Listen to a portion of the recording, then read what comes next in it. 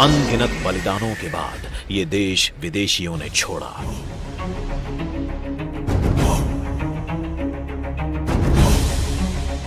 लौह पुरुष ने लोहे सा अखंड बनाया भारत। आजादी की नींव पर खड़ी हुई ये भव्य इमारत। तभी आजादी ने कहा, मैं मंजिल नहीं, राह हूं, अभी तो मैं शुरुआत हूं।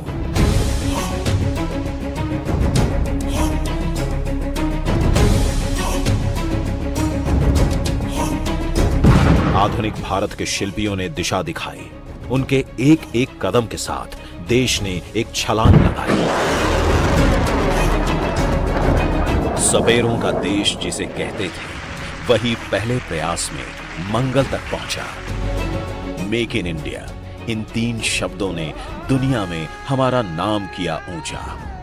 आज हर घर में बिजली है, हर हाथ में मोबाइल फोन है, हर जेब में डिजिटल पहचान, हर खाते में डायरेक्ट बेनिफिट, हर रसोई में स्वच्छ ईंधन और हर आवास में इज्जत घर है। भारत, भारत, भारत, भारत। स्वच्छता और योग नए भारत के संस्कार हैं। भारत, भारत, भारत। वसुधैव कुटुंबकम, पूरा विश्व हमारा परिवार है।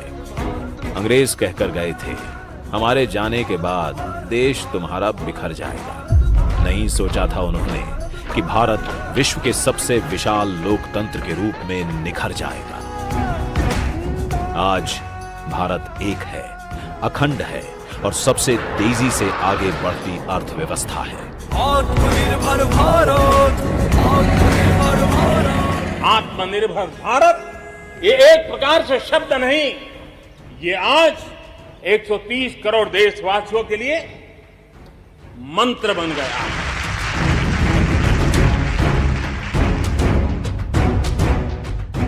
आइए मनाते हैं स्वतंत्रता, एकता, विकास और लोकतंत्र के 75 साल।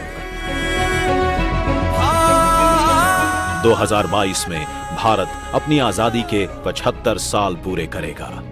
आइए इस महापर्व की तैयारी में जुट जाते हैं।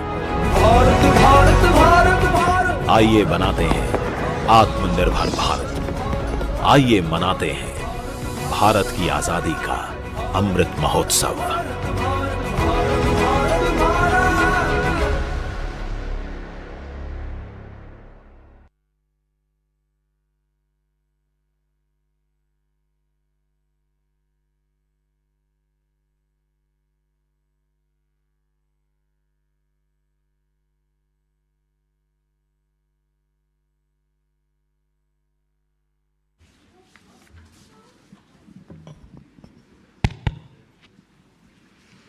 Excellencies, ladies and gentlemen, bonjour and a good evening to all of you on behalf of the Embassy of India in Paris.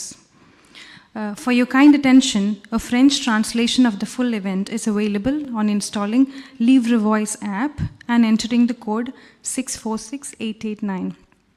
Une traduction française est disponible en installant l'application Livre Voice.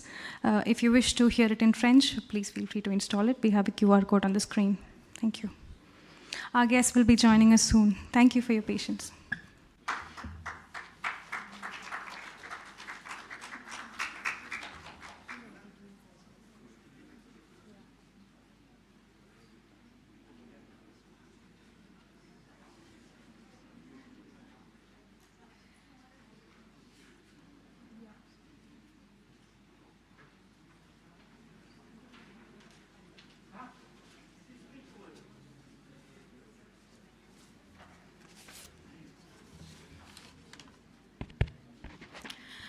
Before we start the event, I would like to give a very short introduction of the day.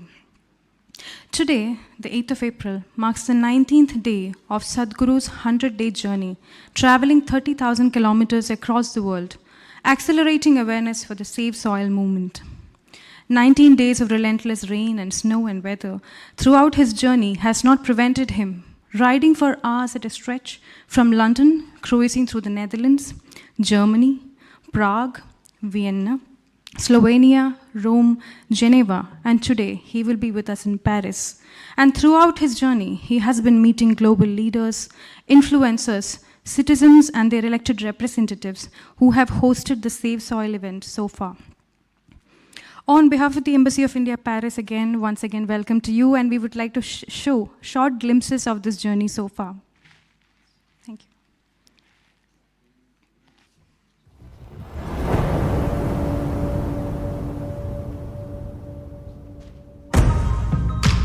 Soil is not a separate subject. If we are interested in health, if we are interested in agriculture, if we are interested in the well-being of the citizens of today and the unborn child of tomorrow, attending to soil right now, this is a must-do thing in our life. So this memorandum of understanding that we are signing, it will also bring some technical assistance to the Caribbean region. This is a historic moment because here is the first step to turn around. Save soil, let's make it happen!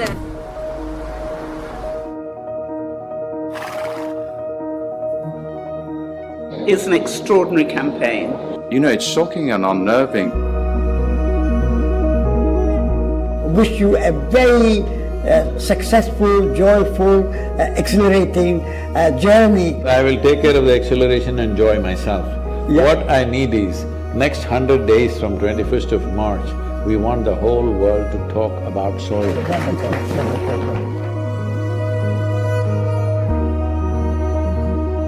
If you want to say, I love you to your child, you must just say save soil, because it is a more committed way of saying I love you. You are probably one of the most famous Indians. And what you're doing today is really important because people like you who have a wonderful following of millions and millions of people, and what you're doing with that is so important with saving the soil.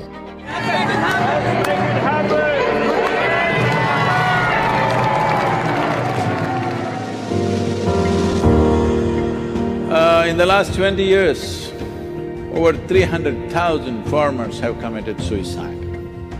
If this doesn't wake you up, what else I'm asking? What else needs to happen? Sadhguru, you have the ability to change the world for the better.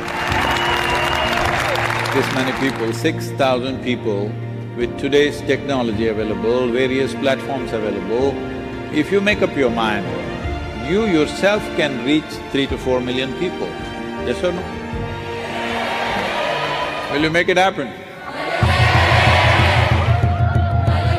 It's not about the motorcycle, it's not about the journey, it's not about the song, it is about moving people on the planet.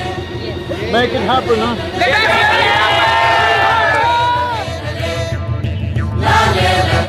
Soil body.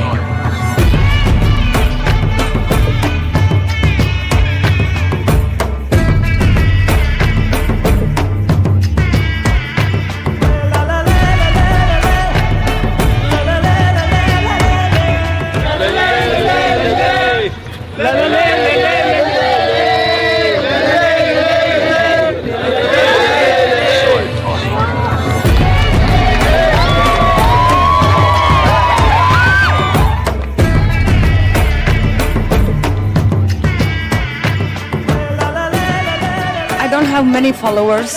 What is the thing I can do to help to save the soil? In your neighborhood, do a jig. Initially, people will think, what's wrong with her? After some time, kids will come and dance with you. Tell them, just go and tell your parents, they must talk about this. I'm saying go and request people. I'm saying at this time, if you don't talk to people, we will be a very regretful generation. Please, let's not go there.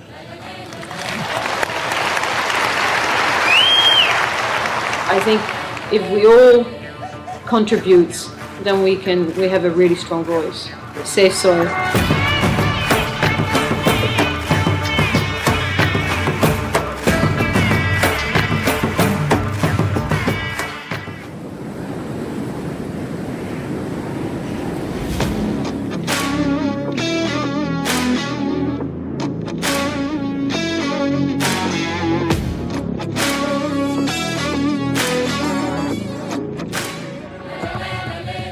event is about to start. There's a lot of crowds still waiting for us to get inside. There has been so much excitement and everybody is so excited to hear Sadhguru talk about safe soil.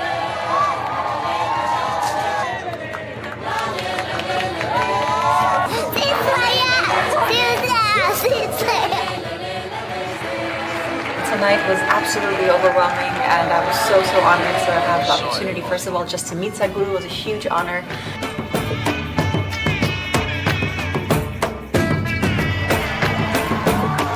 Sadhguru is very charismatic and he says it as it is. I want all graffiti artists, to whatever walls that you have, make sure that you use this. This is our time. This is our time on the planet. What we do here is our business. Let's do the right things and save soil and let's make it happen.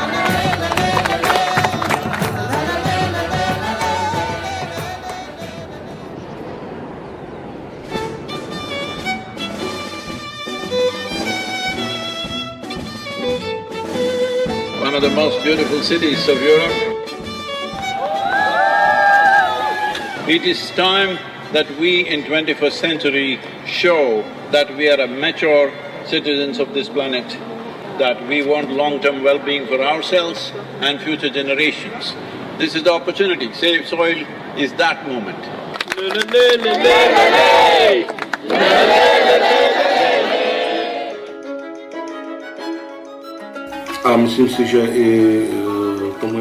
And I'm convinced that both our Minister of Agriculture as well as the entire ministry fully supports that trend or that direction. He is offering me much more than I came to ask him for. It's our common issue together. It's not for one nation, for one person, but we as people have to unite and to solve this.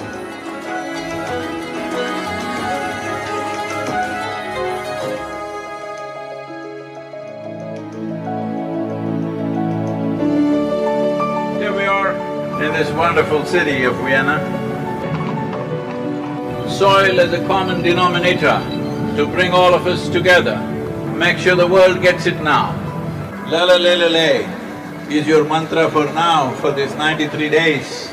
And above all, don't pick a fight with anybody, it doesn't matter what they're doing, because we need every one of them. Namaskar.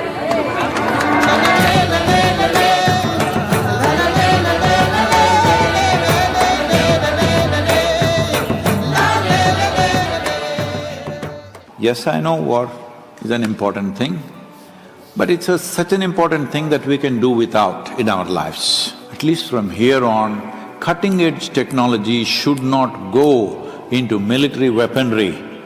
This you must pitch for.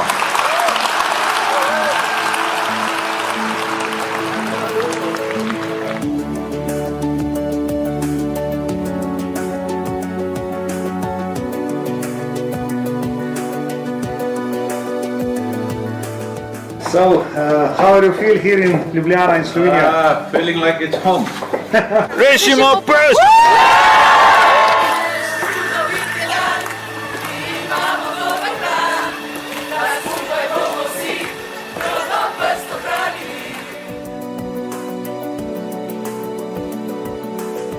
All of us have been part of this destruction. The only way is all of us become part of the solution also. So let's make it happen.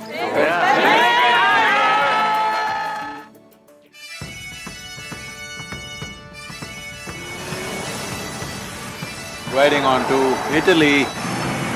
Italy is raining heavily tonight. Here in Venice, what a city.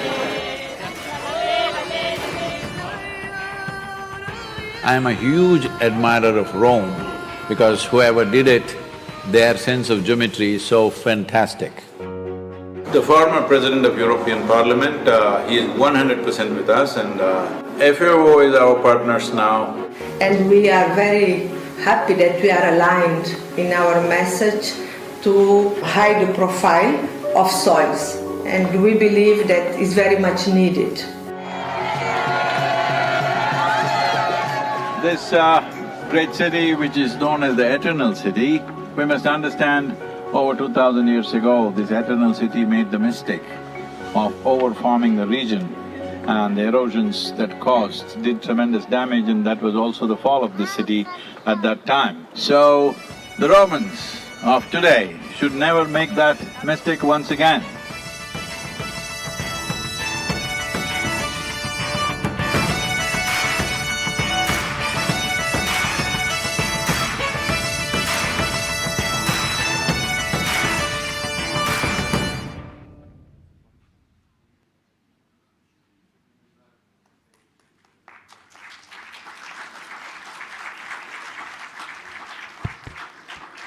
Ladies and gentlemen, our guests are here.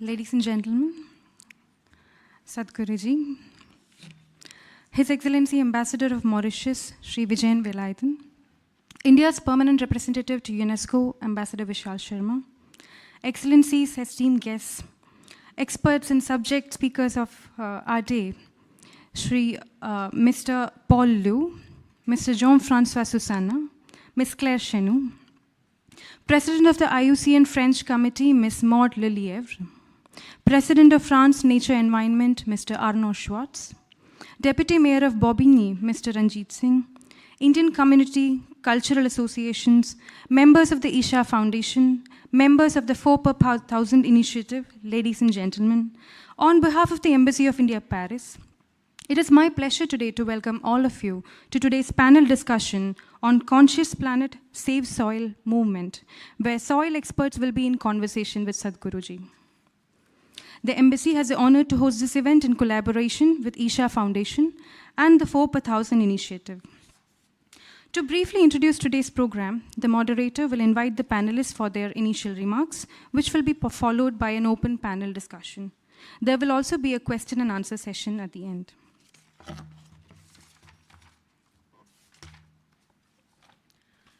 To start with, today we have among us Dr. Paul Liu, who will be moderating the discussion.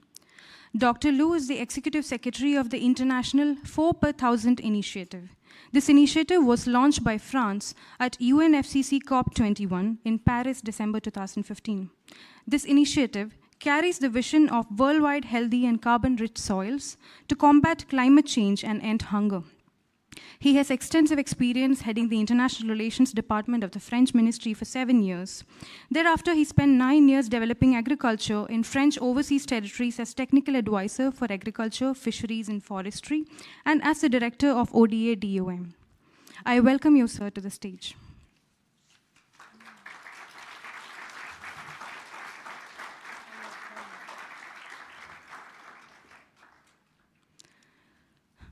Dr. Jean-François Susanna, today, who is present with us, is currently the Vice President for International Affairs at INRAE, the French National Research Institute, an IPCC expert, the Intergovernmental Panel on Climate Change, and a member of the Scientific and Technical Committee of the International 4 per 1000 Initiative. He obtained his PhD in plant physiology at the USTL Montpellier in 1986. After becoming a senior scientist, he led a research lab on grassland ecosystems for many years. Since 1998, Dr. Susanna is a member of the Working Group 2nd of the IPCC and was the lead author for the 3rd, 4th, and the 5th assessment reports, and shared with all the IPCC authors the Nobel Prize for Peace in 2007. He continues to scientific expertise in agricultural international organizations like FAO and coordinates many national and international projects on the climate impacts of agriculture. Welcome to you, sir, to the stage.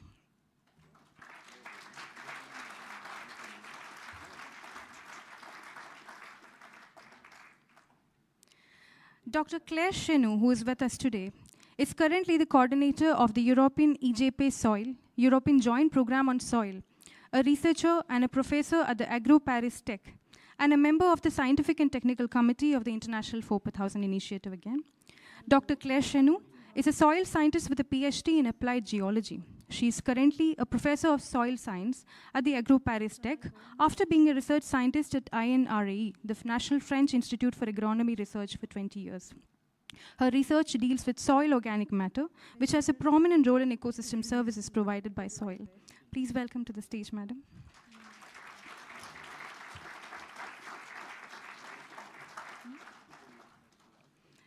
Last but not the least, Sadhguru ji needs no introduction. Sadhguru is a yogi, mystic, a visionary, and a 2-time New York Times best-selling author. Ranked amongst the 50 most influential people in India, he is known as a speaker and opinion maker in the international community.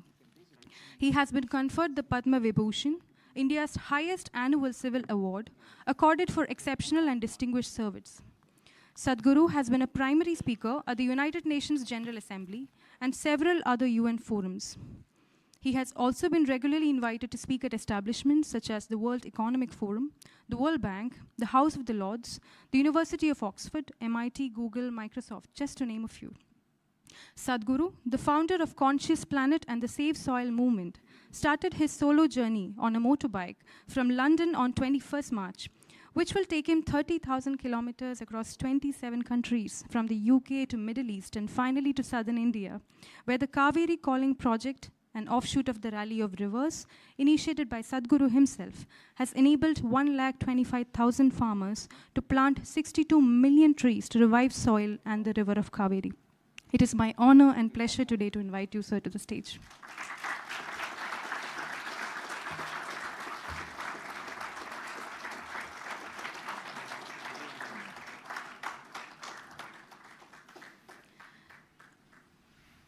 Before we start the discussion, I think it will be a wonderful idea to have a short video to understand the science behind the Save Soil campaign.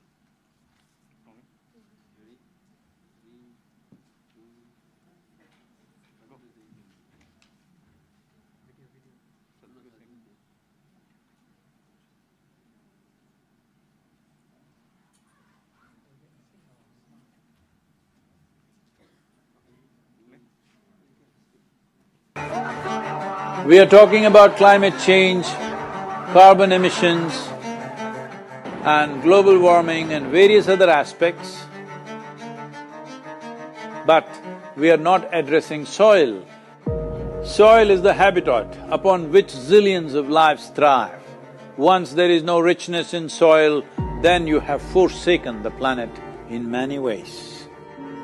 Every responsible scientist in the world and the UN agencies are clearly saying we have only 80 to 100 harvests left. That means approximately 45 to 50 years of agricultural soil left on the planet. By 2045, we will be producing 40% less food than what we are producing right now, and our populations will be 9.3 billion people. The food shortages that could manifest in the next 25 years, the consequences of that is unimaginable. Civil wars will unfold across the world once there is food shortage. What we are facing now is soil extinction. Why is soil becoming extinct? Where is it going away? What is happening to our soil? We must understand, if you add organic content to sand, sand will turn into soil. If you remove all organic content from the soil, soil will become sand. In normal agricultural soil, the minimum organic content should be between 3 to 6%. The most minimum is 3%. At least this minimum to keep the soil alive, to keep the soil as living soil is a must. Agricultural soils across the world, the depletion is so heavy. In most countries, more than 50% of the topsoil is already gone in the last 100 years. The nutrient levels have dropped significantly. The level of micronutrients you would get from your food in early 20th century to what you are getting from the same food now has dropped 90%. If you ate one orange in 1920s, what you got from it. Now, in 2020, if you have to get the same, you will have to eat 8 oranges. This is what we have done to our food. Soil is the biggest ecosystem on the planet, and so few people know anything about it. 1 teaspoon of healthy soil probably contains more microbes than there are people on Earth. The microbial life in the first 12 to 15 inches of topsoil is the basis of our existence. It is this magic beneath our feet which has produced the life that we are. This first 12 to 15 inches of soil is the basis of life for 87% of life on this planet, including you and me. We have to begin to recognize that what we call our soil, Mother Earth, is a living organism. Open soils, ripped open by ploughing, open to sunlight, is the basis of destruction of microbial life. So the focus should be on agriculture, the focus should be on seeing that land is under shade as much as possible, some kind of shade, grasses, herbs, bushes, trees. Conscious Planet is launching Save Soil movement to bring about a policy change to regenerate soil. As a part of this, I'm 65 and I'm riding 30,000 kilometers, a lone motorcycle journey, 30,000 kilometers across 24 nations to activate support from the citizenry to assure the governments long-term investments will be appreciated. So it's extremely important that soil regeneration is enshrined in the policy of every government on the planet. We must change the narrative on the planet that soil is a wealth, a legacy we have received from previous generations, and we have to pass it on as living soil for future generations. We are in a cusp of time. If you do the right things now, in the next 15 to 25 years, we can significantly turn this situation around and regenerate the soil. But if we allow this to progress like this for another 30 to 40 years, after 40 years if we attempt this, then it could take 150 to 200 years because that much loss of biodiversity would have happened. From 21st of March for 100 days, the whole world, every human being on the planet should talk soil. We must hear the word soil, save soil everywhere to see that the narrative on the planet changes towards the most vital aspect of our life, the soil. Each one of you should reach as many people as you can to make this happen. Many global leaders and influencers are already participating in the movement. Be a part of this and let us make it happen. From my part, as much as I can contribute. And the movement that you are taken up, I could not expect any more God's blessing than that. Sadhguru, and this campaign is so important. We're going to save the soil. Do your part. And saving the soils. And our planet's future depend on it. Sadhguru, save soil, my friend. Save soil, let's make it happen. Antigua and Barbuda is part of the Save Soil mission. We commend you for what you're doing. That is why we are happy to sign the MOU. The science and philosophy that backs the thought behind the movement is tremendous. Save soil, let's make it happen. Save the soil. We know what we must do, so let's make it happen. Let's make it happen. Let's make it happen. Let's make it happen. Let's make this happen. Let us make it happen. Let's make it happen. Let's make it happen. Let's make it happen. Let's make it happen.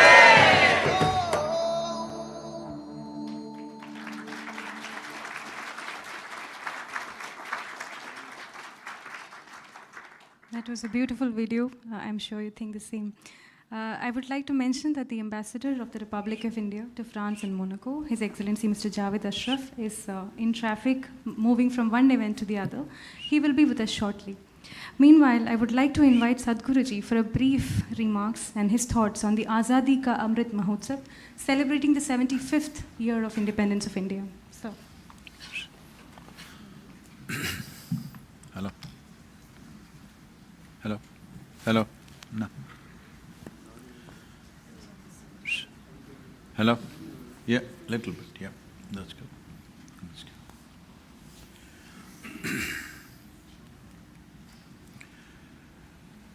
Jananam sukadham maranam karunam milanam madhuram smaranam karunam kalavashadiha sakalam karunam samayadipate akilam karunam. Namaskaram, good evening to everyone. Wow. This is our time on the planet. And our time on the planet is brief. What we do with it is entirely ours.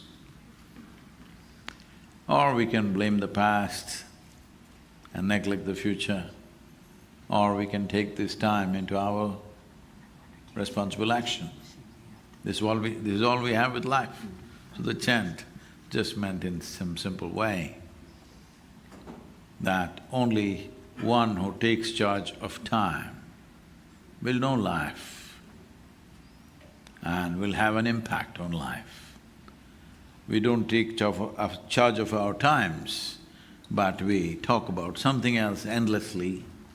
Life will pass by because it's not waiting for any of us. It's not a clock ticking away, it's our life ticking away. So, it's 75 years of India's independence. In 1947, when India attained its freedom as a republic, well, it became a republic a couple of years later, but when it became an independent nation, the average life expectancy of an Indian was 28 years. That means a whole lot of us shouldn't be alive right now by those standards. Today, we have slowly inched towards 74 years as the average life expectancy, which is a massive movement for a nation, from 28 years to 74 years. There might have been many things we have done. We've gone to space, we've gone to Mars and this and that, industry, business, technologies. But the most important thing is, all these things are being done in the interest of human well-being. If that is forgotten, then there's no point. Everything, our technology, our commerce, our industry, our business, our politics, can't ignore.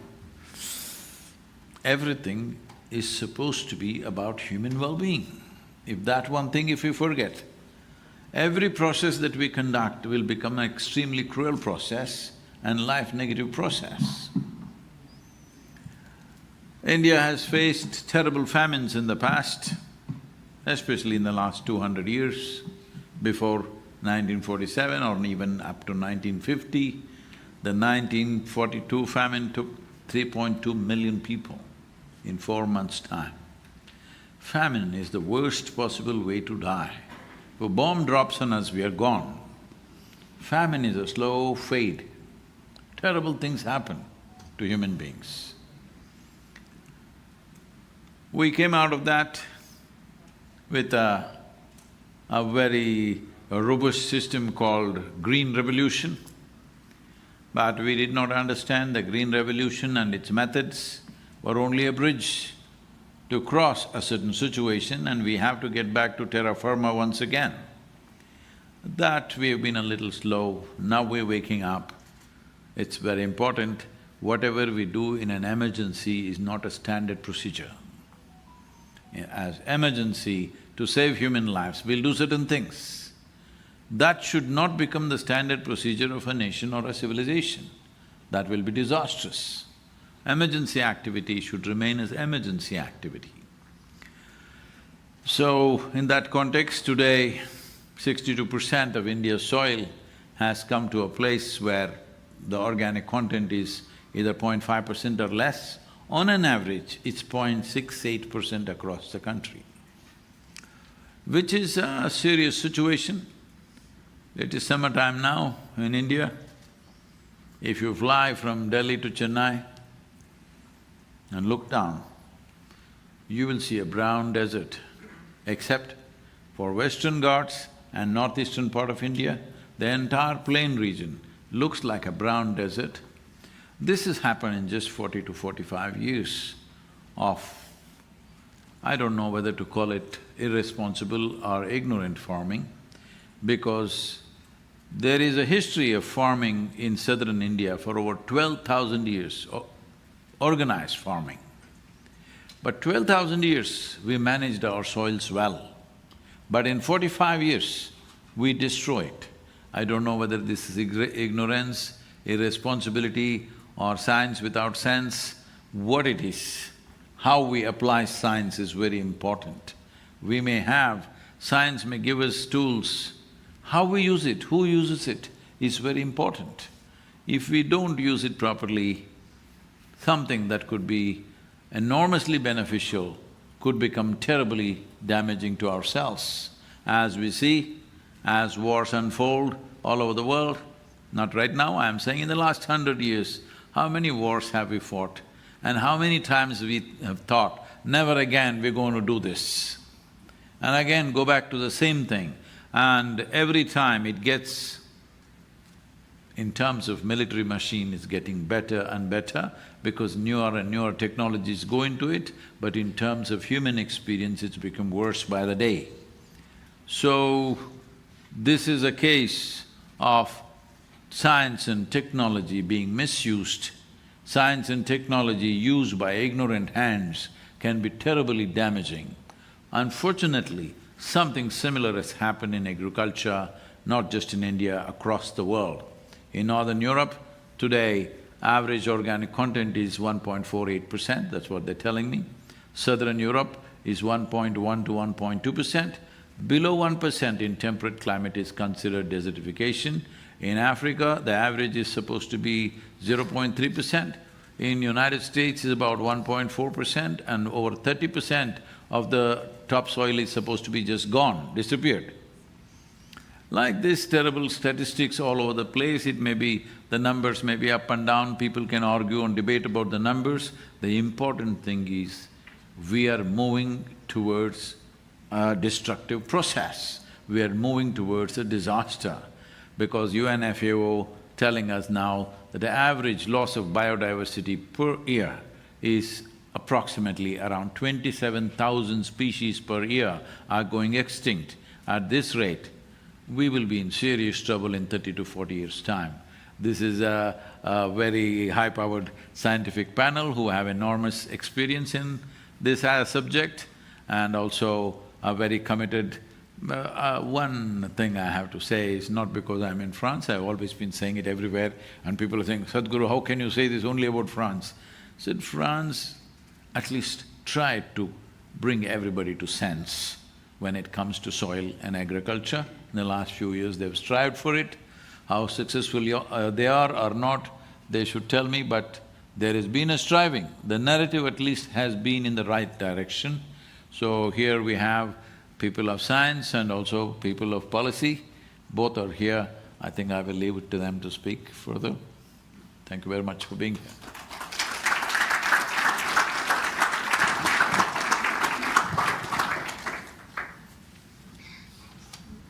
Before we start the discussion, it is my honor to invite His Excellency, Ambassador of the Republic of India to France and Monaco, Mr. Javed Ashraf, to kindly take the stage and share his opening remarks.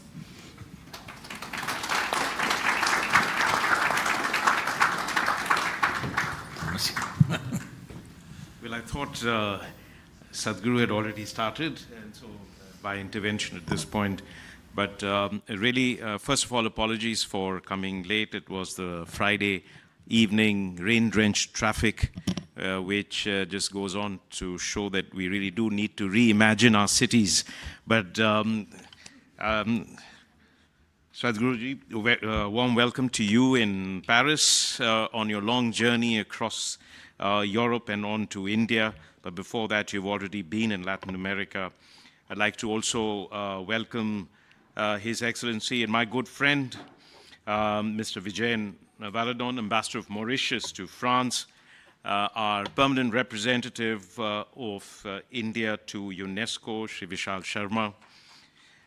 Particularly like to welcome also the panelists here today, a very eminent panelist, Dr. Paul Liu, Executive Secretary of the Perth Housing Initiative, Soils for Food Security and Climate, and again, an example of what Sadhguru was just speaking about, of how France is leading the effort in creating consciousness about soil.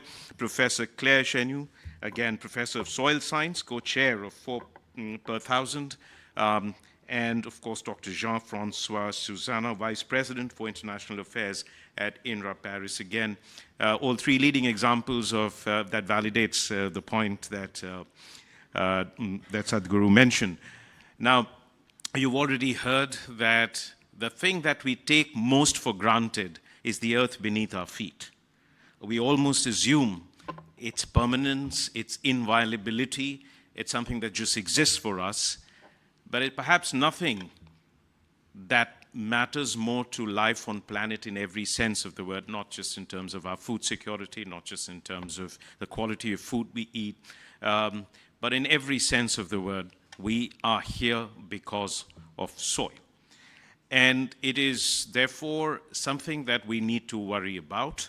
Clearly, as you've just heard about what human beings are doing to something that nurtures them in their life on earth, which is the soil and the degradation that it is causing. We do hear a lot about climate change now. We hear a lot about air pollution. There's a lot of consciousness about now oceans, about rivers, about water in general. But it is something that we do not very often hear about in public discourses, which is about soil. But we've just heard about the impact that human activities are causing on this. Let me just say that there is already, as always, UN initiatives in this regard. UN is always there to take initiatives. We've got 3 conventions which speak about soil. We have a UN Soil Health Day, which is December 5. We have the UN Year of Soil in 2015. And as I said, you have, of course, the 3 conventions, including on the Framework Convention on Climate Change, the Convention on Biodiversity, and conventions. So I think what we also have are government initiatives.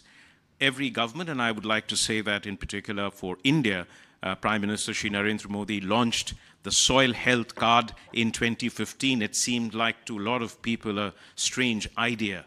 But the idea that every farmer could have a certificate that gave him an accurate assessment of the health of the soil is in a sense similar to the health cards that we have as individuals.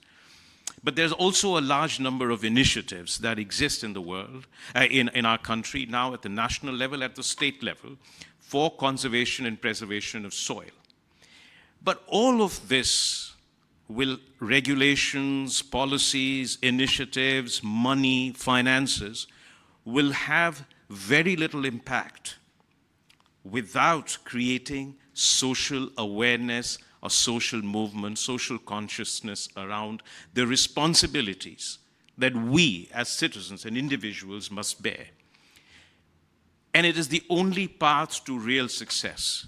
And it is this initiative that is at the heart of Sadhguru's mission, which is the Save Soil mission, for which he's undertaking this extraordinary journey, which started on March 21st in London, will, on his motorcycle, weave its way through 23 countries, 30 cities, cover 30,000 kilometers before it ends in Coimbatore in southern India.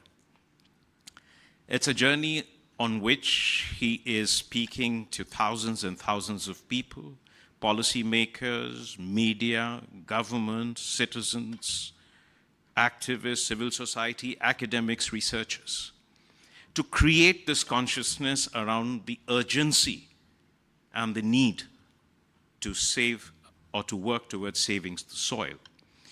Now, we all know Sadhguru. I think it isn't just the fact that he is a great guru a person of great wisdom, insight, vision, but that he also combines science, spirituality, social consciousness, and social mobilization, 4 S's.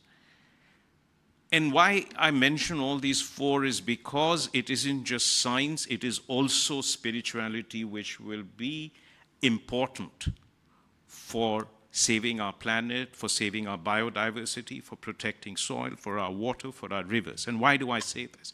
I say this because every civilization, every society, when it digs deep into its heritage, it will find the words of wisdom in the reverence for nature that has nurtured us, that we are part of.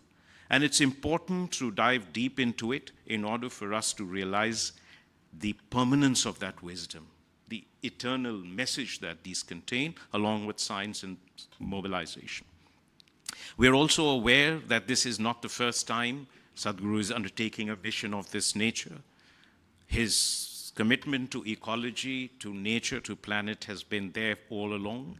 And it isn't just known to those 11 million volunteers in 300 centers of Isha Foundation across the world. But for example, we've had the Project Green Hands, which we launched in 2004, which was meant to bring children into the process of afforestation and to also bring farmers. So we have 70,000 farmers to whom 38 million samplings, if I remember the figure correctly, have been distributed. And this is also on one day, I think there was 850,000 saplings that were planted, which is a Guinness Book of World Record. In 2017, he launched the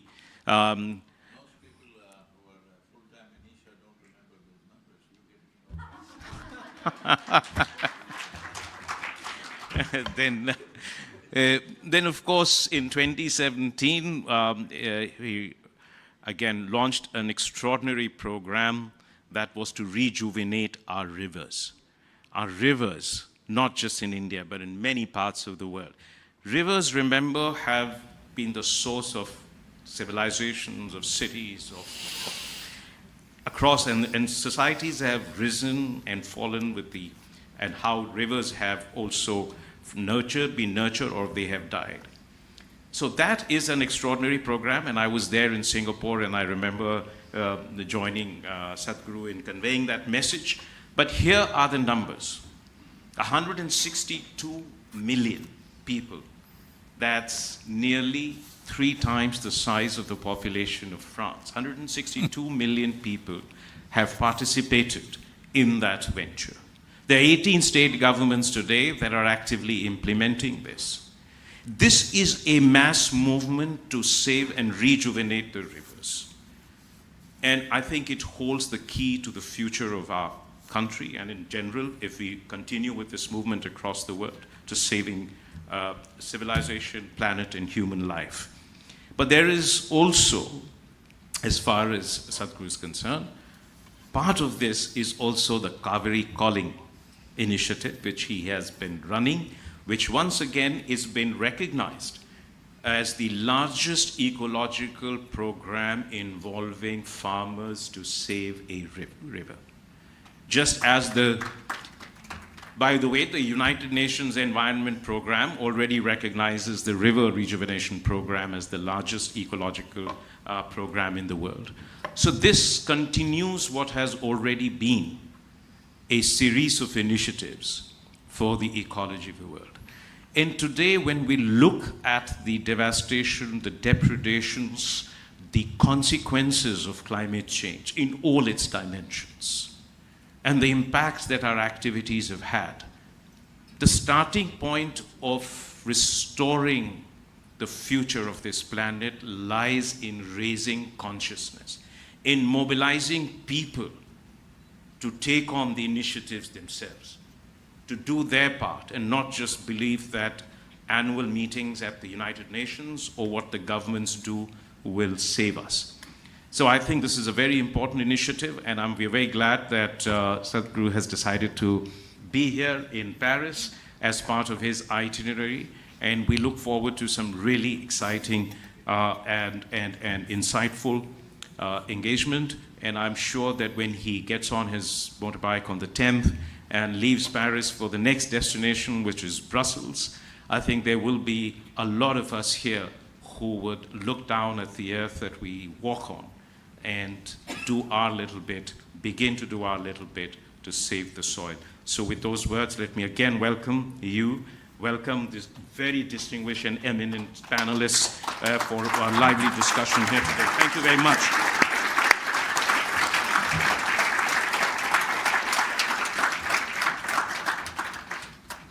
Thank you, sir. Dr. Paul Liu, this evening and this beautiful discussion is yours to take forward. Sir. Thank you very much. Thank you, Sadhguru, to be with us. Well, it's difficult to start after all those nice words, all what you already done. It seems to me that I have nothing to say in addition, but well, I will try to do my best and forgive my English because, you know, you are in France. Let's get to the soil. Thank you. We'll try to introduce this scientific and spiritual debate and exchange. I just would like to recall what was already said, but it seems to me very important that we are talking about soil, the soil of our planet. Well, this just the small, fine layers of mixed mineral and organic matter, as you very well said in the movie. And it's everywhere on our planet, well, where there is no ocean, of course. We are talking about centuries, even millennium, to allow the formation of one of a few centimeters of soils, depending on the parent rocks and the climate. But these thin layers of soil, of the surface of the earth, is the living support of all the life in our planet. And it's why it is so important. Our soils takes thousands of years to form. It is unfortunately not uncommon to see them disappear in a few years, as you just said. Nowadays, the UNFAO considers that more than 75% of our planet's soils are degraded. And if we are not careful, in 2050, 90% of the soil will be affected. And the main factor of this degradation is man, especially the use he makes from the land and the soil through agriculture. Well, climate change, which was already begun and which are collectively we are trying to mitigate, is only making the situation worse. Just to start the discussion, I will just start turning toward the panel, if you allow me, Sadhguru. Please. And Jean-François Susanna, what prospects do we have for climate change by 2100? And what impact should it have on soils and consequently on agriculture? Yes, thank you. Thank you, Paul. And I'm really humbled by your campaign, Sadhguru. What you are doing is really impressive. Let me answer the question. What we face with climate change is not only the global warming, but it is also about extreme weather events. With those extreme weather events, we see large threats for soils because we get extreme precipitation, so heavy rainfall. We get also prolonged droughts, which conduce to wind erosion. And therefore, what may happen is that we have combined negative effects of soil degradation on the one hand and climate change, leading to declines in crop yields and therefore increased threats for food security. So we have to think broad and to think on how we can regenerate our soils and also reduce the emissions of greenhouse gases. And in this way, the 4 per thousand initiative was launched at the time of COP21 in Paris with that vision that indeed restoring soils would be crucial for climate change adaptation, for mitigation, for food security. So it is really the central place for environment and for ecology. Thank you. Mrs. Claire Chenu, in this context of climate change, what is your opinion and your scientific point of view on the situation of agriculture and the effect of the climate crisis on the production in the future years? Thank you. Well, first I would like to thank Sadhguru for this campaign. I'm quite amazed and thrilled by it. And one thing I'm often talking about raising awareness, and something I was very sensitive to is that you said, and Mr. Ambassador said, it's also raising consciousness. And for me, that's different, and I have to think it over and maybe integrate that. Now, coming back to the question of Paul Liu, well, as Jean-François Susanna said, climate change is going to have a very strong impact on food production, or primary productivity in general, and food production, and it will hence indirectly affect soils, because soils are made partly of what comes from the vegetation and the organic matter you were talking about. It's all that has been alive or is alive. It's the matter that comes from life. So these will decrease if production decreases. Now, what I would like to say is that there are very complex interactions and strong interactions between climate change and soils. Climate change is going to degrade soils, erosion, drought, losses of biodiversity because the organisms die, are not adapted to the new conditions, but also the status of soil will affect how agroecosystems and how ecosystems adapt to climate change. If you take, for example, a soil that is poorer in organic matter, it has a less good ability to resist to erosion, so erosion will be stronger.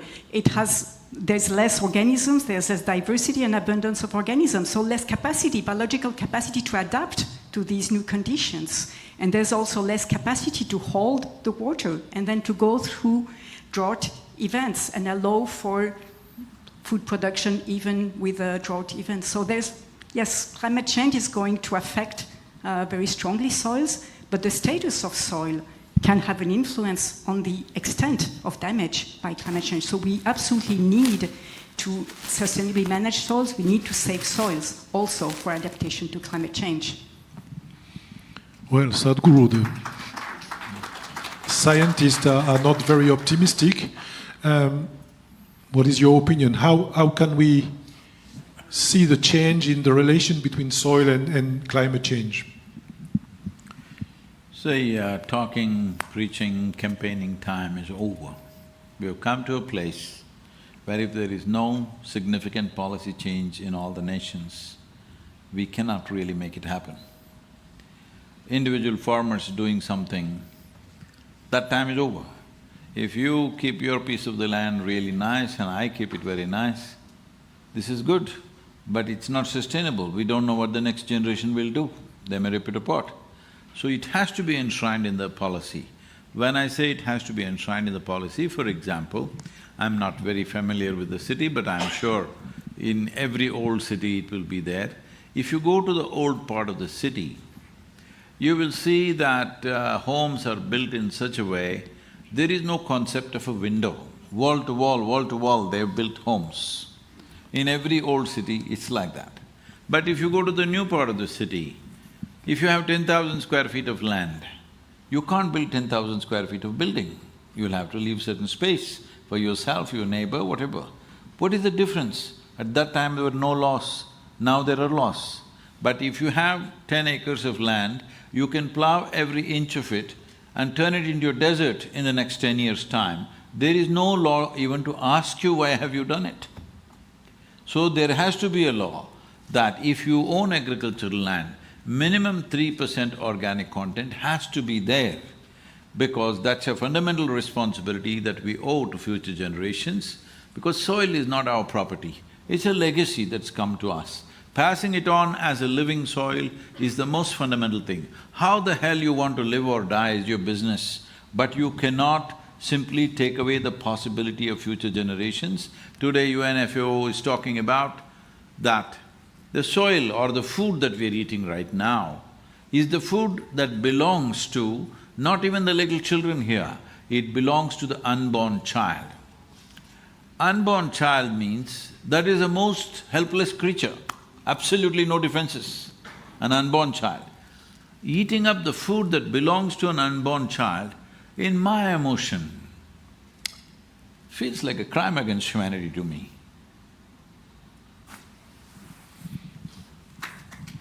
Thank you. So we're talking about soil, we're talking about erosion. Worldwide, the equivalent of a soccer field is eroded every 5 seconds. Erosion washes away 25 to 40 billion tons of topsoil every year, significantly reducing agricultural yield, as you just said, and the soil ability to store and recycle carbon, nutrients, and water.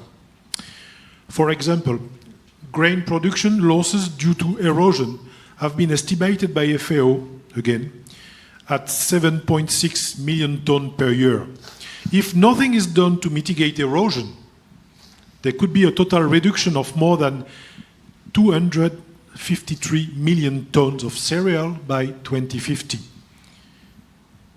This yield loss would be equivalent to removing 1.5 million square kilometers of land from agricultural production, the equivalent of all arable land in India. According to the most alarmist forecast humanity, you said in the movie, we would have 80 to 100 harvests left in reserve in the soil of the planet. Mrs. Claire Chenu, can you quickly explain to us how the soil functions, well, very shortly, sorry, and the importance of carbon in that, particularly in terms of agricultural production and therefore global food security? Okay, what do you want, 2 hours, 1 hour? Well, no, I'm afraid we have no time for that. But it's a pleasure always to say how we depend on soils, how are soils important in their functioning, because soils, it's where the roots grow and thrive, so we depend on soils for all plant production, and 90% of our food come indirectly or directly from soils. Soils are also where the rain falls, so they infiltrate, they retain the water so that plants can use it, they transfer it, and also soils recycle the nutrients, the organic matter and the nutrients, again to feed the plant, and they store carbon, it's important for the climate, and they hold an amazing biodiversity. A quarter of total of our planet biodiversity lives in the soil. That's absolutely huge. Soil carbon in that, well, soil carbon is more or less half of soil organic matter. Sadhguru has talked a lot about soil organic matter. So everything, and soil organic matter is extremely important because it holds the soil particles together, it retains water. It is the food of all the organisms in soil, of the biodiversity. And also, it's a way to trap the CO2 from the atmosphere. So that's why when soil quality or soil health is being assessed, quite often the first indicator that comes is soil carbon. Behind that is soil organic matter. And so it's a priority, and it's a priority that of the 4 per million initiative to try to preserve and maintain soil carbon for food security and for climate. So it was only a few minutes. Not too bad. You should be a professor, no? I'll try one of these days. So, Mr. Jean-François Souzana, what do we know about soils, about their health? What is soil health nowadays, and what does science tell us about their functioning and production prospects in the changing context? So, what is really soil health that we are talking about? And what is the relation with the production? So I think it's fairly simple. When you speak about health, you're speaking about a living organism, isn't it? Health is something which is strongly attached to life. And when you speak about soil health, you're actually dealing with the health of not really one organism, but a community, a major community of zillions of organisms that work together to create this healthy soil, which is going to recycle the nutrients to provide growth for the plants and food for the humans. So it is essential we can preserve that soil health. And let's try to be a bit more optimistic, maybe. We are facing this huge erosion, but indeed we know how we can reverse the conditions of erosion. And this is very simple. It was well said, I think, in the movie. It's just about the plant cover. If you have a vegetation cover throughout the year, and if you have a healthy vegetation, then you will improve your soil and you will regenerate. So this is really addressed in our days as regenerative agriculture. That's maybe the way it is phrased in a number of English-speaking countries. We tend to call it in France agroecology, which is a combination of agriculture and ecological understanding. And in this way, you create practices whereby you can regenerate soils and you can think of this recycling of this life between the soil, between the plants, and between the humans and the animals. And this is really the way we need to go. How would you do this? I agree that we certainly would need some legal elements there to make it compulsory in some sense to preserve soil health. We may need also economics. And one buzzword that I hear more and more, which is very present at the European Commission in our days, is carbon farming. So this is about getting increases in your soil carbon through farming, through regenerative farming, through agroecology. And actually, why not pay the farmers for that service? And this is really a new way of thinking that may bring farmers that are obviously always very sensitive to their income, to the sales they can have. And by having this extra revenue about carbon, they may go in the right direction of regenerating soils. Thank you. So, Sadhguru, wisely you just said before that we should enforce a law with having soil with 3% of organic matter at least. So in this context of erosion, Jean-François has just proposed to help farmers with additional income. So what is your point of view on that? Yes, when I say our policy, I'm talking about, see right now, for example, in Europe, it's around 1.48% in Northern Europe, and Southern Europe is just over 1%. If you set up an incentive, if you raise your organic content in your field to 3%, you will get a certain amount of incentive, financial incentive. And the next thing is, there are industries and corporations who are talking about carbon sequestering and carbon trade. So for that, you can also add extra income by counting it as carbon trade. And the next thing is, when the produce comes to the marketplace, right now, suppose if you go to the market, they say, this apple is organic. What is the other apple? Is it inorganic? Is there such a thing? So, right now, this complex thing of trying to check how much fertilizer, how much insecticide or how pesticide is in this apple is an impossible thing, believe me. Because on which day you applied it? When it was flowering, did you apply it? After it became a small fruit, did you apply it? After it became a big fruit, did you apply it? What season did you apply it? Did it rain on that day? Was it sunlight that day? All these things will determine how much of it actually gets into the produce, not exactly the usage. The usage, you're only thinking that it may damage your life, that if you eat the fertilizer or pesticide, it damages your life. This is like you're concerned about the fruit, but you're not concerned about the root. So right now the concern is to keep the soil organisms alive, because only if they stay alive, we will all be alive, because we are just a consequence of that life. Even in terms of evolution, we are just a consequence of that. So, when the fruit or the vegetable comes to the marketplace, instead of marking it as organic and whatever else the rest is, if you mark it as this fruit comes from a field which has 3% organic content. Now there is enough science to tell you, if the organic content in the soil is 3%, what are the extra micronutrients this particular fruit has? What are the health benefits that this will give you? What are the preventive things that will happen to you in terms of ill health? All this science is already there. Both physical and psychological health is very connected to the micronutrients we consume. Right now we've been through a pandemic. You don't need to consult any great virologist. If you ask any basic doctor, they will tell you, if you're lacking vitamin A, B6, B12, folate, iron, zinc, magnesium, you will be more susceptible to respiratory infections. This is a known thing. And just look at this in the world.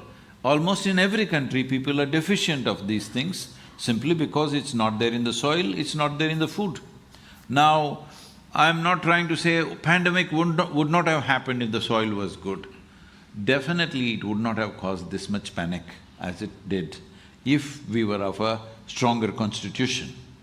And that stronger constitution is not one day's thing. It doesn't happen by going to the gym.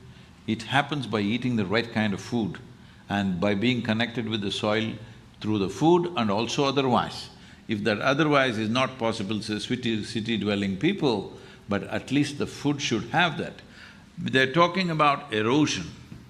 See, this is something Europe needs to watch out and also North America.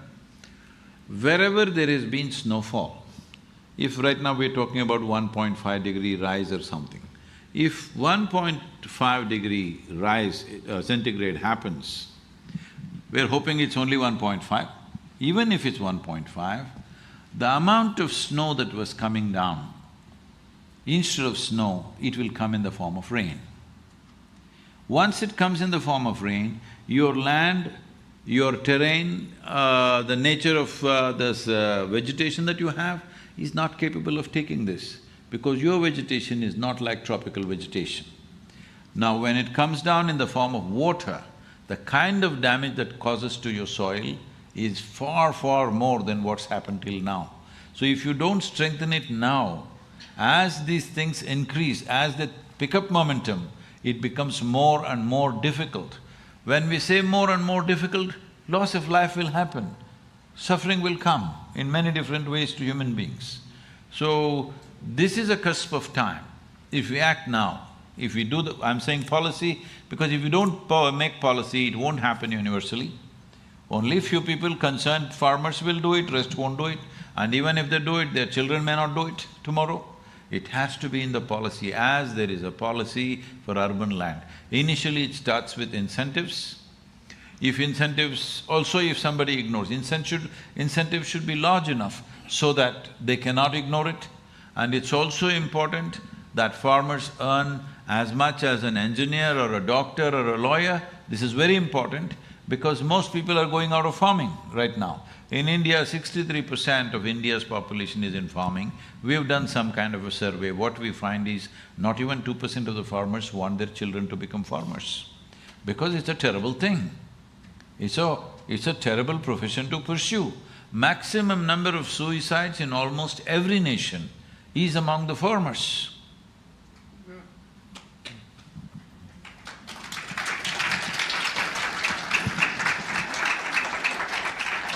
You're right, everywhere on earth.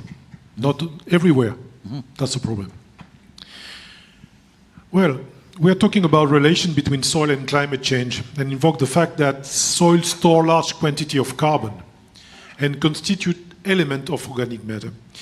Thus, it is estimated that between 1,500 and 2,400 gigatons of carbon are present in soil, against only half to one-third to the atmosphere.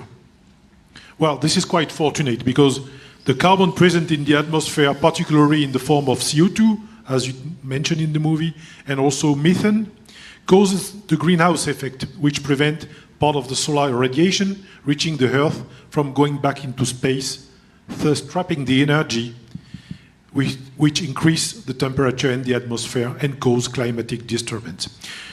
It is therefore preferable to capture the atmospheric carbon and store it in the soil using the miracle of photosynthesis and plants as a carbon vacuum cleaner. This carbon stored in the soil improves its organic matter content and overall structure, water retention, capacity, fertility, and, in the world, its health. So finally, we always come back to the importance of soil and their health to improve global food security and to fight against climate change. Well, Sadhguru, it's precisely at the time of launching your European tour that you decided to promote the movement Conscious Planet Safe Soils. Can you summarize your mindset at that time and your objective regarding the ambitious program? What were your deepest motivation? See, I've been talking about this for over 30 years now. Everybody says, Sadhguru, this is fantastic, and they go to sleep. Yes, they appreciate it, they clap their hands, and that's it. I'm sure all others also have faced such things. Everybody says, oh, this is great. It's not great, it's terrible. I want you to understand it's terrible. It's not great. There's nothing to be proud of. When you say it's great, it's something to be proud of. It is not something to be proud of. We have done this, we must understand first of all. Another problem is, the moment we say anything environment, ecology, people are asking, okay, whose face should we bash? Who's that enemy? Who's that evil man who did this? See, there is no evil design behind this. This is just human beings in pursuit of their happiness and well-being, they have done this. Hello? This did not happen because of some evil design, we want to destroy this planet. You think there was some evil force wanting to destroy this planet? There's no such thing. It's us, all of us. Knowingly, unknowingly we have done it. If we are willing, we can come together as one generation responding to this and be that generation which turn back from the brink of a disaster or sleep through this, fall over and grieve over the disaster. Unfortunately, many times we have done this, that we wait for the disaster to happen and then grieve over this. But this is not going to be a disaster that happens to somebody. This will happen to us or definitely to our children if we don't act upon it now. And the action is very simple.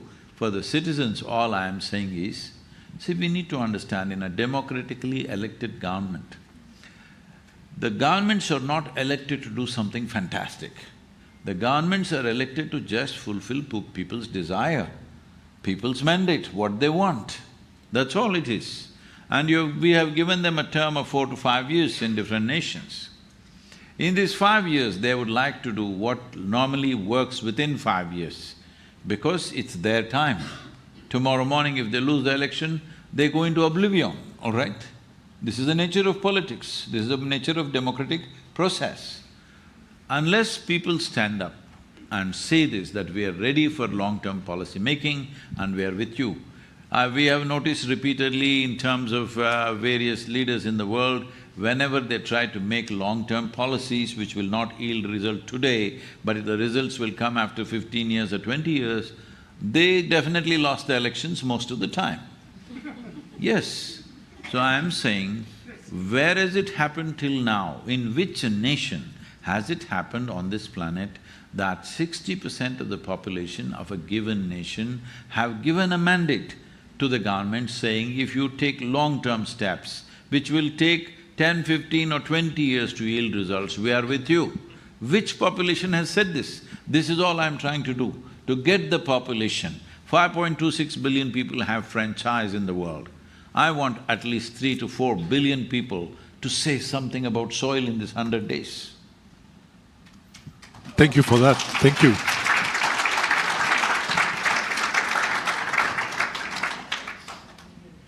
So, Jean-François, Susan, in this context, what is the position of the global scientific community? You have led the Circasa project and today Orcasa. In a few words, what are the issues of such programs?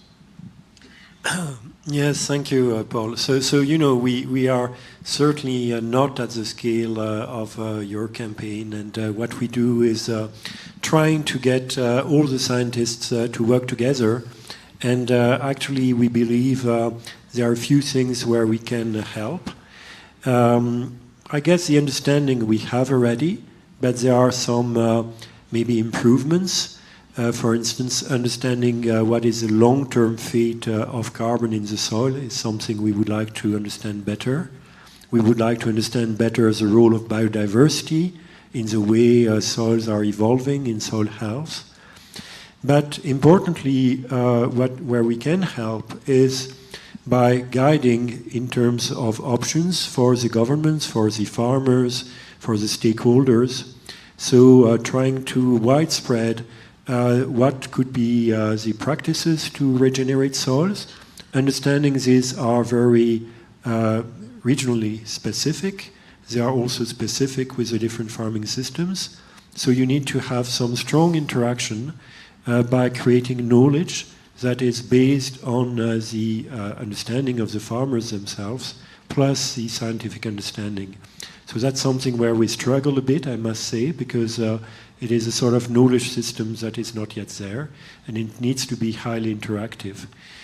The other thing we want to do is help for this understanding of carbon buildup. Where are we? Where are we going? Can we measure it? And there we can get help from technologies. We can combine remote sensing, soil measurements, knowledge of the climate, of the agricultural practices, and we can readily calculate what's happening with this soil carbon, with the carbon cycling. And this is really something all stakeholders are asking. They want to know, is my soil carbon increasing? Because that's a key indicator also of soil health. And could we know this also to get possibly payments for that service we render to the society. So that's the sort of things we are developing. Thank you. Claire Chenu, at the European level, you are in charge of EGP soil. Can you tell us about what is about this project and what are the subjects that this project is related to?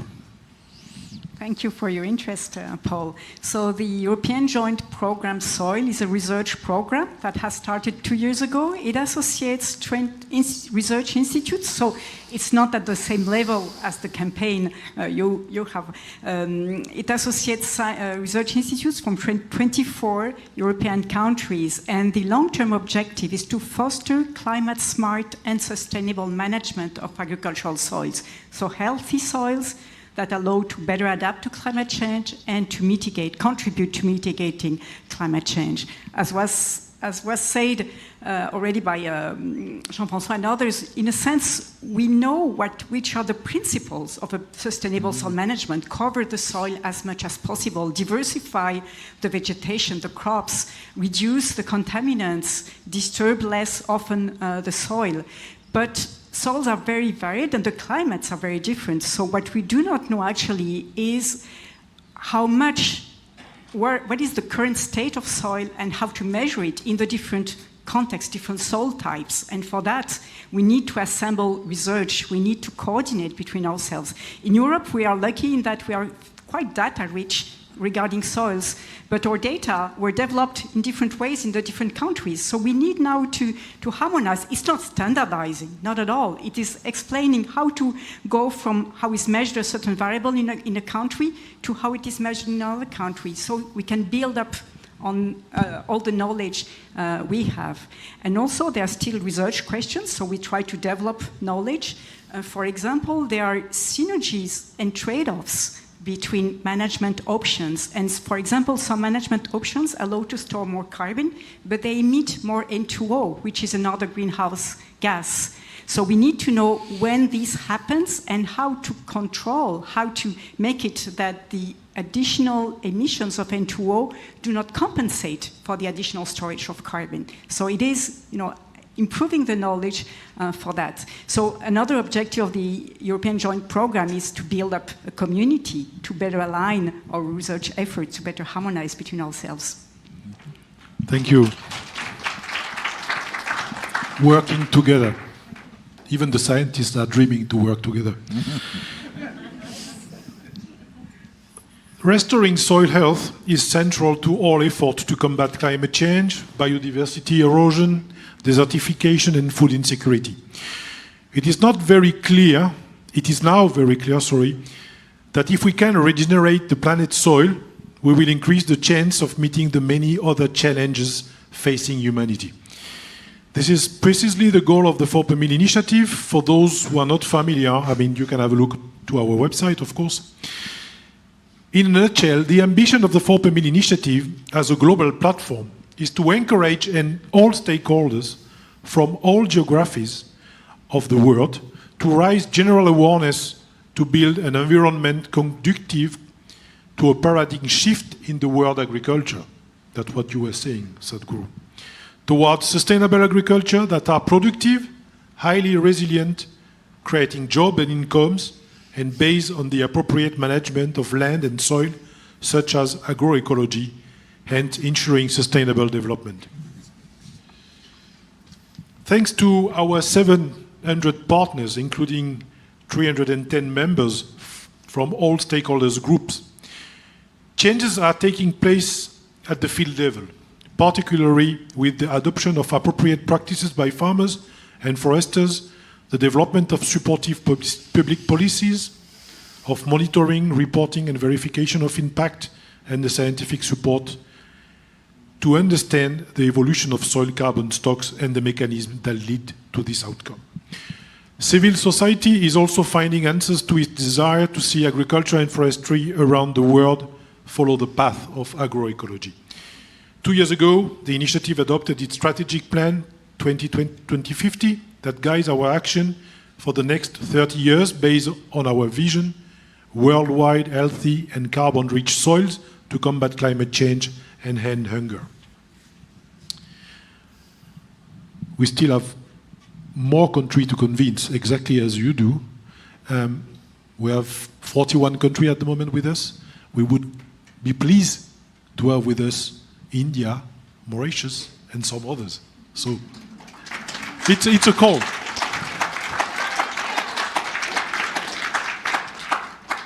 Sadhguru, it seems that this issue of soil health is hitting home everywhere.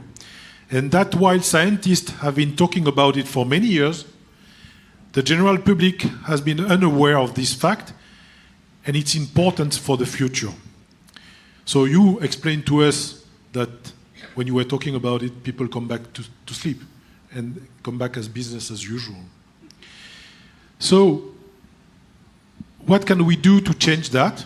You already answered the question, but you will do it again. Did we have to wait until we reach a critical situation of a near point of non-return before acting? See, as a generation, it's a challenge and also a privilege that we are in a cusp of time, that if we act now, in 15, 20 years' time, a significant turnaround can definitely be made. But if we allow this to roll on for another 30, 40 years, then it doesn't matter how hard we try, it will not turn around as easily as it could do now. So, when we talk about this, because right now the conversation or the narrative is so divided, it's all over the place, scattered like this. If you say anything, it's fashionable in every city, especially urban people will say, Sadhguru, we must save the rainforests. I generally ask them, have you seen a rainforest? No, Sadhguru, I've seen in the movies. Otherwise, now the new thing is ocean. See, you have not seen a rainforest, you've not been there. I'm not saying it's not important. The significance of agricultural soils is this: 71% of the world's land is under agriculture. This is the only piece of land. This is a piece of geography where human hand is tending to it on a daily basis. Agriculture land is that land, men and women are tending to it on a daily basis. Nobody is tending to a rainforest or the ocean on a daily basis. If you just don't go there, they will recover. Yes, it's a good thing you've not been there. So, agriculture land, we're tending to it, it is a part of our survival, it's a part of our commerce, it's a part of many things that we call our society and civilization.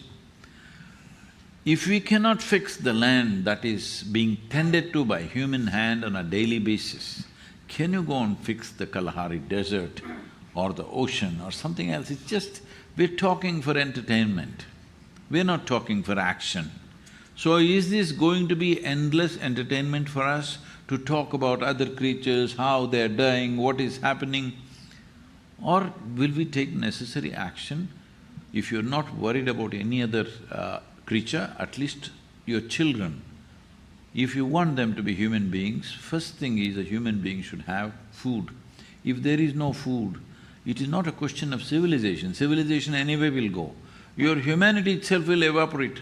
3 days no food means your humanity will be gone in a given society. Yes or no? So at least if you're not worried about any other creature, the human creature that you are born, at least for that one's sake, you need to act. I am not asking you to go and fix the lands. I am not even asking you to support me. You don't have to support me. All I'm saying is, every day get up and say, save soil, soil, soil, something, or make a song or a mantra or some goddamn thing. Say something, soil, soil, soil. If 3 to 4 billion people talk soil, well, there are ways and mechanisms with which we can move the governments. This is an important thing, in a democratically elected government, in a democratic nation, the most important currency is numbers. It is the numbers which decide who rules and who doesn't rule, isn't it? So if you move the number, 60% of the electorate, if you move in a given nation, there is no way any political party will ignore that.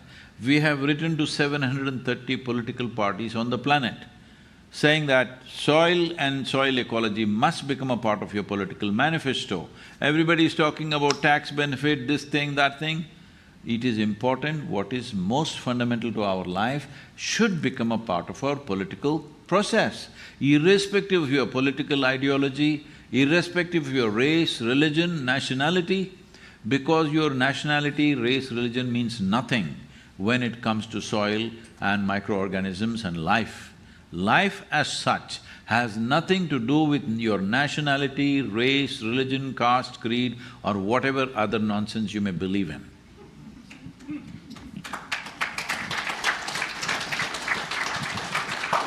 Thank you. I'm sorry if I'm very abrasive the scientists. No. That's okay, they are here to support it.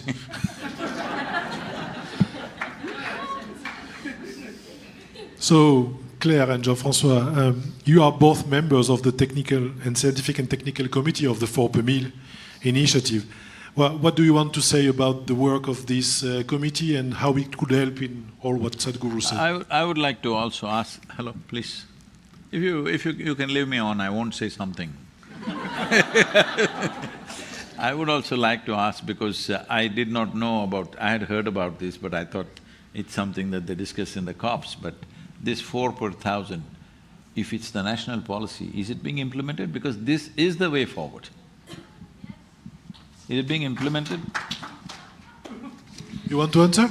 Well, what I can say, but also will compliment, is that one really a great achievement of the 4 per Mille initiative was to raise awareness. And what I really appreciate in this initiative is that it associates food security and climate change. It's all about synergies. Now, this raising awareness, I think, has had consequences on the scientific community. Well, for example, the European Joint Programme Soil, I think, would not exist, and it's a big program, and has raised a lot of debate among the scientific community. I think it has had a lot of influence also on policy, in particular at the European scale. It's really, there's a very strong momentum at the moment on soils at the European Commission. But the difficult part is implementation. And yes, farmers are the main stakeholders there, and it's not that easy, even though you know the principles. Applying them, implementing them, it's not that easy, and for me that's our challenge now in the 4 per Mille initiative. So I could develop, but maybe I should… Yes. Yes, thank you, Claire. Yes, I think it has been moving countries and stakeholders, and I think we are moving from advocacy to understanding what is being done, what is being implemented, and that's really something I would like to see also, is that we have a monitoring of what is the land area that is really being now improved through actions from the governments, from the stakeholders that are members of this initiative. So in some ways, maybe we could help also with your campaign by having a sort of, way of looking at the progress that is being done. Are there incentives to improve organic content in the soil? Well, incentives are normally with politics, and we know that it's very fragmented the way it is done. We see some regions, we see some countries doing specific things, funding and so on, but I don't think we have a clear overview, and that's something we need to do. And implementation is also about knowledge by farmers, training, exchanging with their colleagues. And I think there's a lot of progress there to help them to implement, to take risks, because it is taking risk when you apply if you plant trees, you never planted trees, you're taking risks, so you need not to be alone. And what is interesting is that, well, this is a particularity of France, is that the education of farmers, young farmers, is in the hand of the Ministry of Agriculture. It's not in the hand of the Ministry of Education in France. So the ministers, Stéphane Le Foll, who launched the 4/1000 initiative, stay at this ministry for 5 years. And in 5 years, he enforced law in order to introduce agroecology in the whole training of the young farmers. And even in the high-level school of engineer, they just also introduced that because they consider that the new generation will come and will be able to implement it in the field. So it will come step by step. We need also incentive, we need policy. And also, you know that we are in Europe, and in Europe we are working with the European Union, and in the European Union, the European Commission has the competencies for agriculture.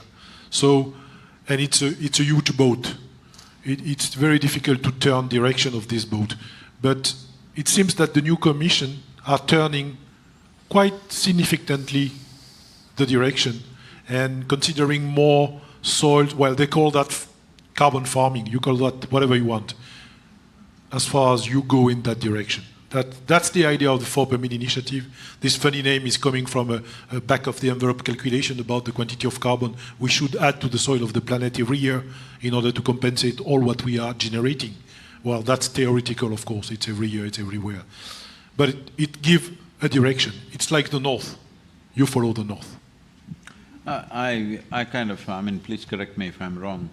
I kind of briefly or very superficially, I looked at the recommendations that are being made in the European Union for regenerative farming. Well, it's good, but it's unnecessarily complex. The government is trying to do farming by itself.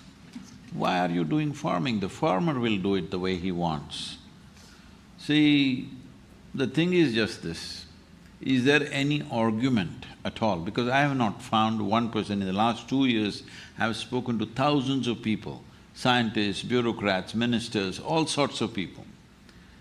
Not one person has spoken to me in the negative. Everybody says, yes, 3% minimum organic content must be there, there's no question about that. Now you get into the nitty-gritty and the complexity for which crop, what should be more. This needs nitrogen, that needs phosphate, this needs this soil needs that kind of stuff. This is an endless amount of science. When I spoke to FAO and others, they're saying they have reams and reams of research that nobody can read. The volume is so big. Well, it's wonderful, so many scientists have invested their life in this could be useful sometime, but if it doesn't come into action, it is useless and waste of time and life. The science, our knowledge that we gain through somebody's investment of life into it must become useful. So I'm saying there is no debate at all anywhere in the world, either in the farmer's mind, I've spoken to the fertilizer companies and others, in nobody's mind there is any debate that organic content should go up in the soil.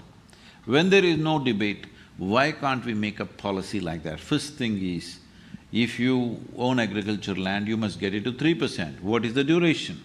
Maybe in one soil you can say in 3 years you must get it, In another soil, you can say 6 years you can get it. This is where the scientific community should come in and say, see, in this soil you can't get it to 3% in 3 years' time. It will take this much investments, let's do it in 6 years' time. But in general direction across the world, if each nation fixes what time, the only thing is the question will be only of pace, not of the fundamental principle. The fundamental principle that there should be organic content in the soil, because that is the food for the microbial life. Without that, we are starving them. If we starve them, they will starve us one day. It's just a question of time. So, that alone, if it is settled, the details of it can be done. Above all, I feel how the farming should be done should be left to the farmer. Others can advise, because farming ecology is… farming economy is such a fragile thing. If you try to do something, it'll go to suicide. Maybe just to add something on this 4 per thousand, that's very close to what you said.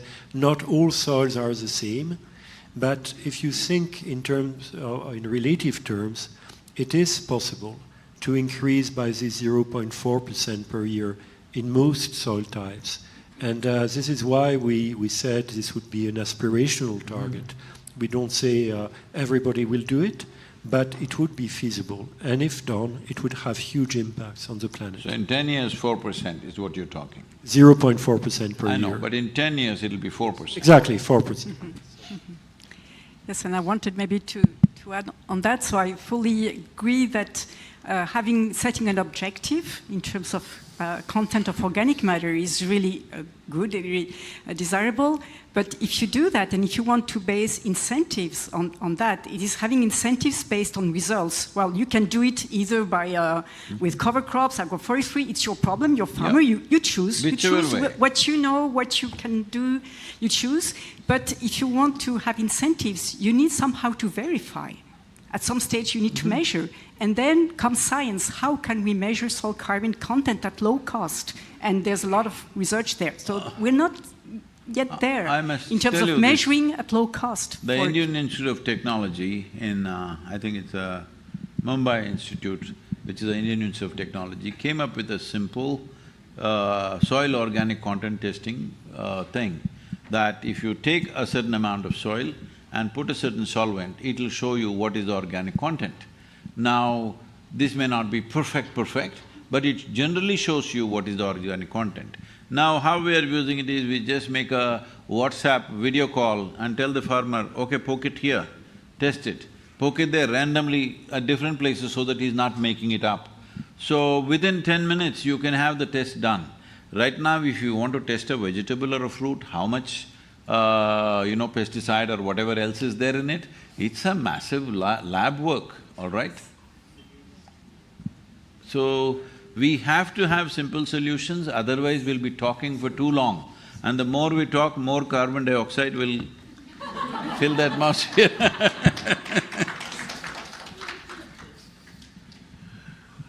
Well, at the end, I succeed to install a dialogue between each side of me.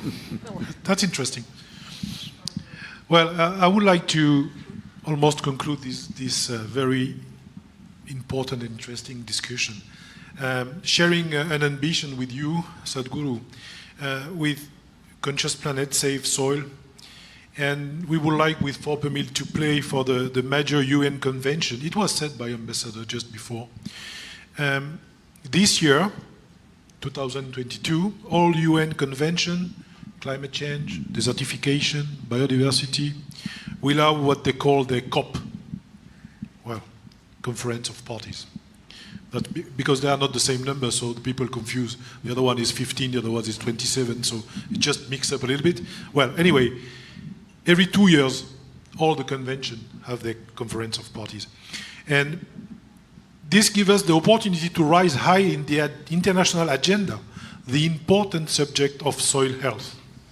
This is at the very heart of all crucial challenges the humanity is facing: climate change, biodiversity, and food security.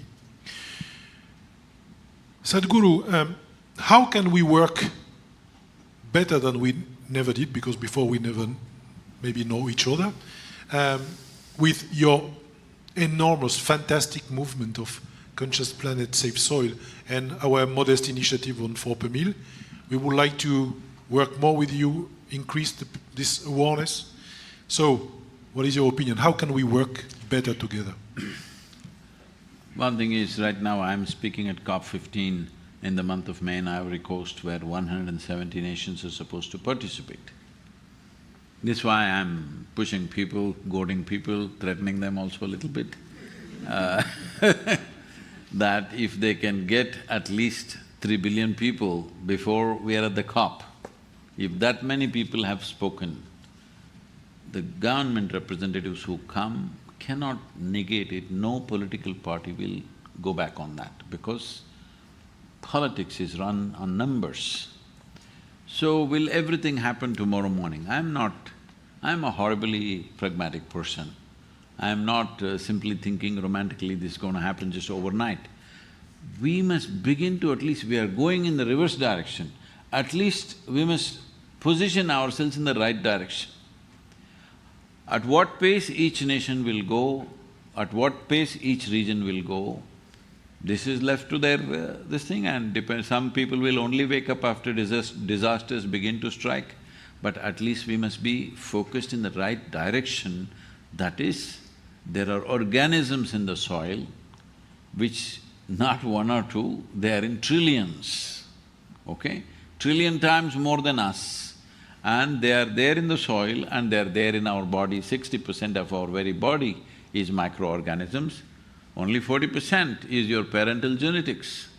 I am not telling the children this because next time you, as a father, mother, you try to do something, they'll say, see, you're only 20%, you don't tell me all this.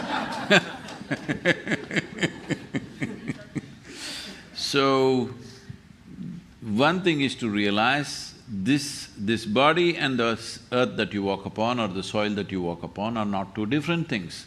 When will we get it?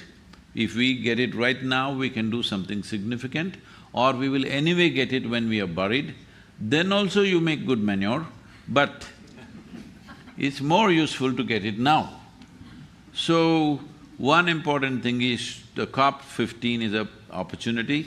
Another is there is also a biodiversity COP a little later. There also there is a possibility. I am speaking at CHOGM, that is a Commonwealth nations. They have already given us a declaration. They will take to this 3% minimum organic content in Commonwealth countries, which accounts for 2.7 billion people population in the world. The CARICOM nations have already signed up. One of the CARICOM nations is talking about they want us to set up an experimental, like a demonstration. They want to give us an island about 3 to 4 square miles, set up 10 different crops, how it can be grown, how soil organic content can be improved. It is not necessary that you have to physically demonstrate, there are so many ways to do it. We have any amount of video material as to how it is done in India, where soil organic content has been improved, or water retention has been greatly enhanced simply because of the microbial activity. That is the way soil should be. Any soil, if you dig 3–4 inches with your finger, it should be damp. Right now it's dry to the core. This is death of organisms. Microorganisms need humidity and shade.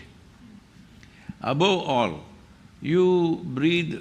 you breathe out carbon dioxide, but do you need oxygen or carbon dioxide? Why everybody is talking so much about carbon dioxide? We need to understand, see, this moment, if you don't eat for 10 days, you may die. If you don't drink water for 3–4 days, you may die. But if you don't breathe for 3 minutes, you may die. You will die, rather. So what is it? In terms of air, right now the percentage of oxygen in this atmosphere is very vital for you. Scientists are saying 1 billion years ago, when there was no photosynthesis on this planet, the oxygen content in the atmosphere was a shade over 1%, 1.1% or something like that. Today it's 21%, so we're all breathing. But in the last 1,000 years, the volume of photosynthesis that has come down is 85%. 85% of photosynthesis on the planet is gone. 70% of the land is plowed, 4.2% of the land is paved. Nearly 76% of the land has no photosynthesis most of the time. In a year, agricultural land has photosynthesis of approximately maybe four months or 2 months or something like that, 4 to 6 months maximum. In tropical climates, here it's much less. Rest of the time, it's just bare. So there has to be more photosynthesis. Why are we continuously talking about carbon dioxide when oxygen is what we need? The oxygen content in the atmosphere has to go up. Means how it goes up means the carbon dioxide that we are terrified of, this plant takes it, breaks it down, makes it into carbon sugars, pumps it down into the soil, and that is the food for the organisms. They're waiting for it, and they are not simple people, they are very mean. Unless they get carbon sugars, they will not give the nutrients to the plant. That's a whole system out there.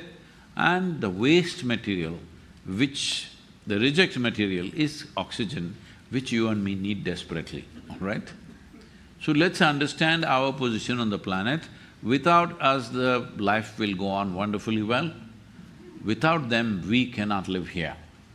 We are here because of them. They are not here because of us. Yes, thank you very much. I think it's more than wise, what you said. I'm just now turning to the organizer, who was supposed to have a little bit of question and answer with the room. We have time? Okay, so the floor is open for question. Yes, the gentleman over there. You have a mic coming to you. Hello. Good evening, panelists, and good evening, excellencies, and good evening, everybody. My name is Satish Vegi, and I'm a water management engineer by profession. My question, first of all, I would like to thank for this excellent information, and I would like to also appreciate Sadhguru for this excellent movement, Save Soil. My question is, I think the madam, sorry I forgot your name, but you have mentioned about implementation. I think today, after going back to home, I don't want to sleep. So I would like to check with you, what are the list of actions a common man can do to improve the organic content in the soil as a common person? How much land do you have? I don't have any land, but I can find some volunteers with whom I can work. No, nobody wants to let you on their land. Right now, as a citizen of a democratic nation, you have a vote and you have a voice. Vote is your business, I will not mess with that. But your voice, this is the time to stand up and scream. Yes, to scream today, you have many tools and technologies like never before. This is the first time in the history of humanity that you can sit here and talk to the whole world. Never before it was possible. Many great beings have come in this world. When they spoke, hardly 10 people heard. This is the first time you can sit here and talk to the world. Now you're talking about going back and working in your neighbor's kitchen garden and fixing that. That's very cute of you, I appreciate. But it's not a solution. It is not a solution. You fixing your kitchen garden is very cute, but it's not a solution. A time has come when you need to understand 71% of the land on the planet is agriculture. If you don't fix that, you fixing your garden, me fixing my garden is not the solution. Okay, I'm sorry, thank you. Claire, do you want to answer anyway? No? It's okay?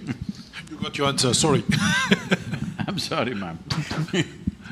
There were a gentleman just at the back. Yeah. Oh, yes, please. Madam, go ahead. Okay. Hello, everybody. Thanks to Conscious Planet and to Isha Foundation for inviting me here.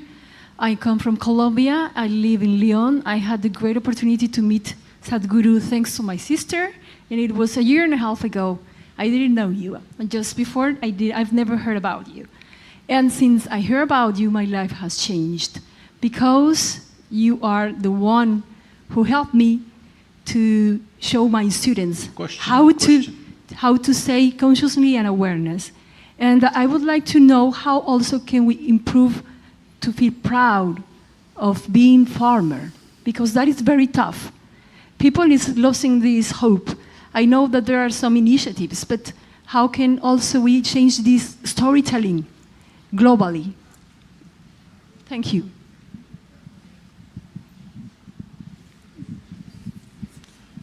Well, we will be working with the Colombian government because your environment minister is our meditator, so we will definitely be working with Colombia.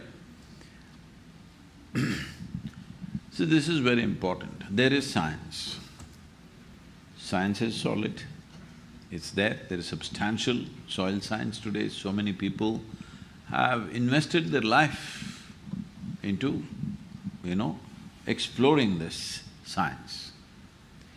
Now, this science cannot reach the people because it's too technical, you will have to be a scientist to understand this.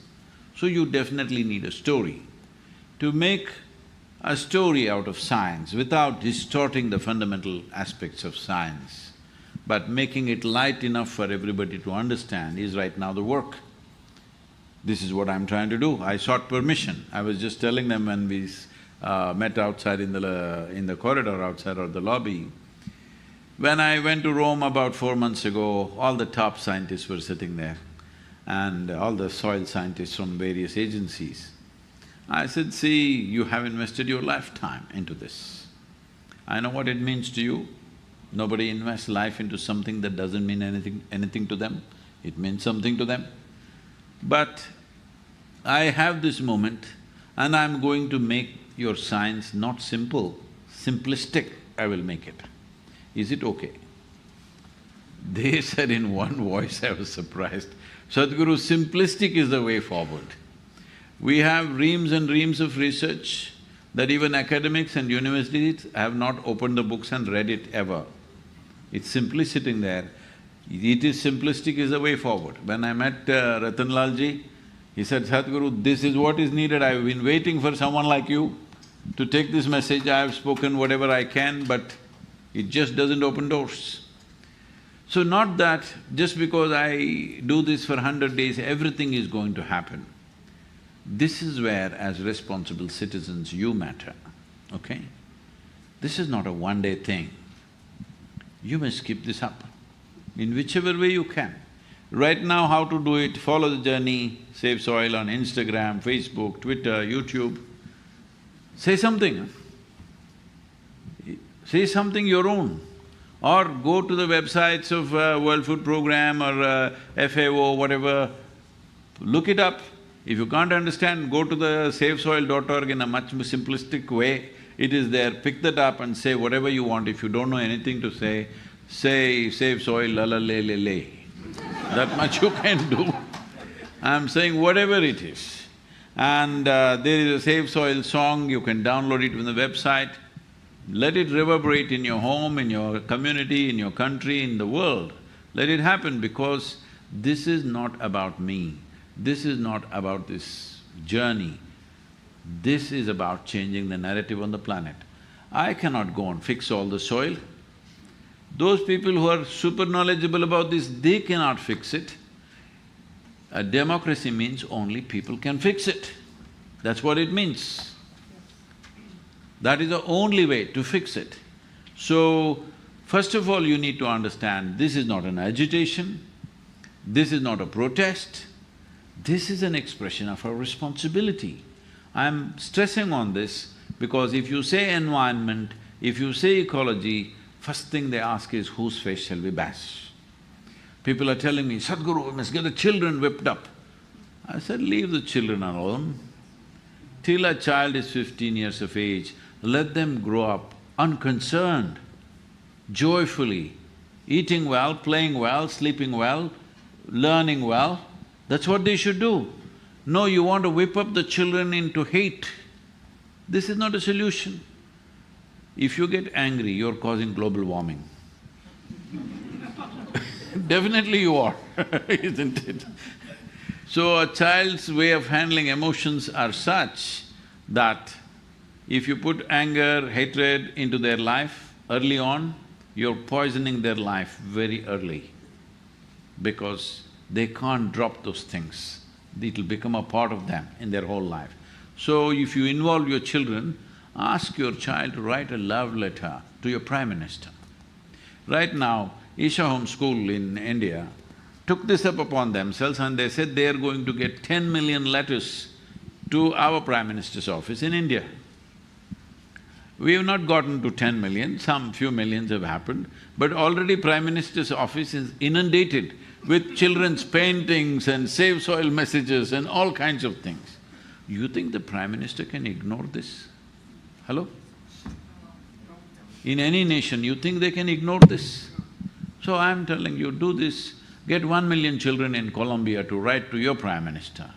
Have 2 million children in France writing to your Prime Minister, because this is a way of expressing your commitment and responsibility.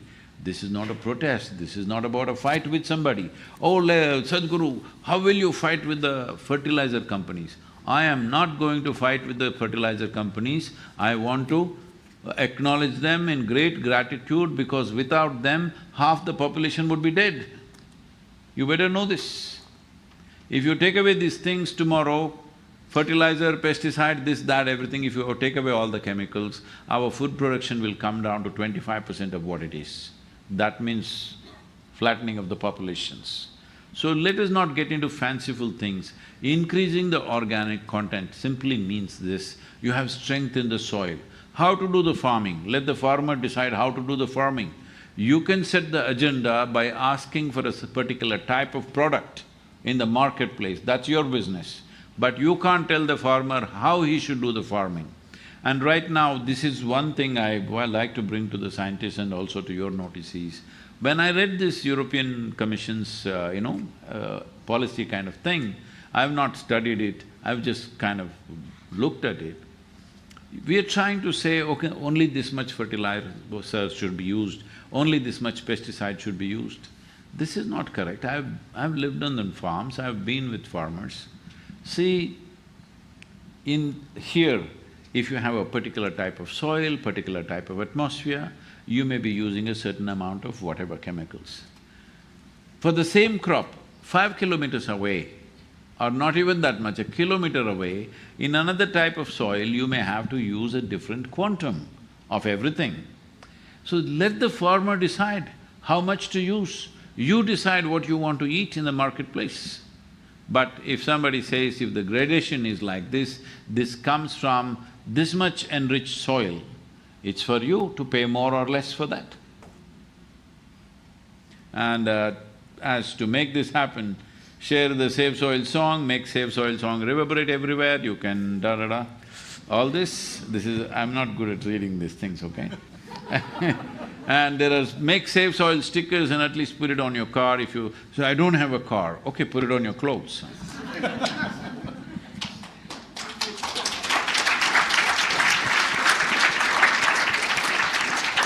Thank you, sir. Thank you, ma'am. Find a solution. Don't go on picking problems in everything. There are enough problems in the world.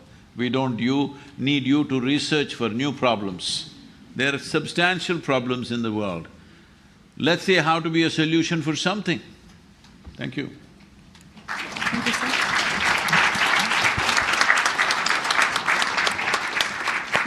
I'm afraid we don't have time for more questions, but we will move on to a short, beautiful video.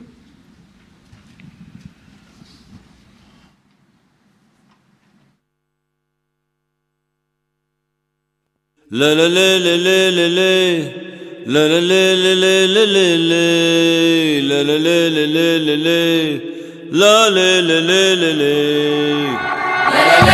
This very body is soil. My body, your body, everybody is just soil body.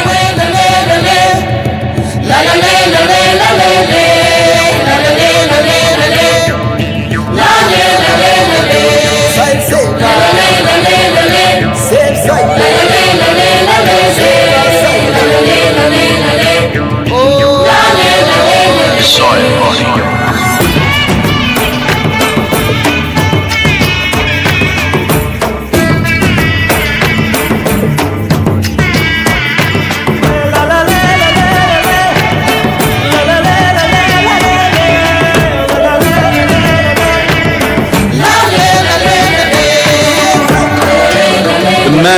soil is it turns death into life.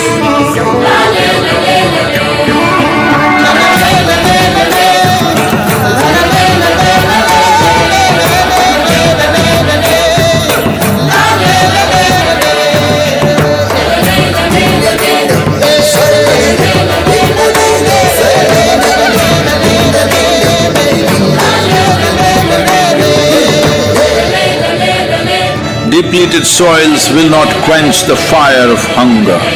Unquenched hunger can burn the very world. This is a generational responsibility. Save soil. Let's make it happen.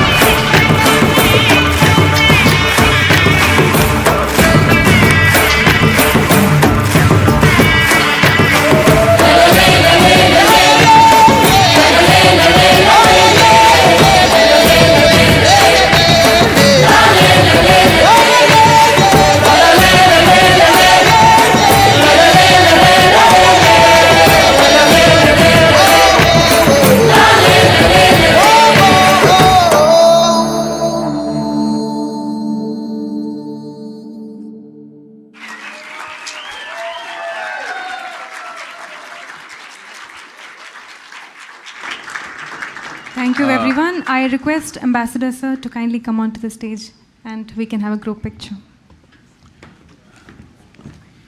He asked me what is the common thing we can do. We have a small M.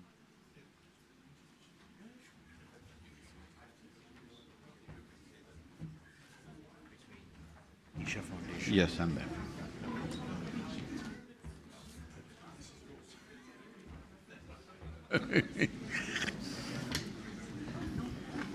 So there's, as Sadhguru said, there must always be action.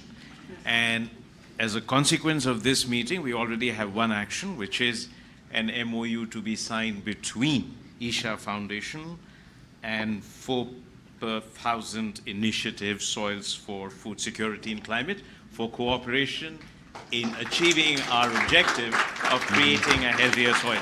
So this is how we have to move forward. Thank you very much. Thank you.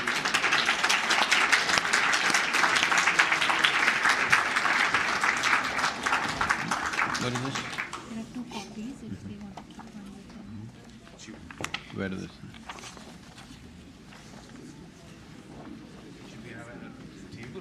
Table would have been nice, but once we'll finish this signature. Thank you. Any of them? Whichever you choose. Any.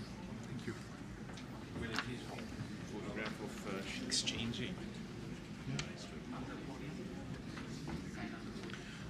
Signing on the podium would be easy. Okay. Please. I already signed it. It's okay. You already signed, please. Yes, yes, no, wait. We'll get it up.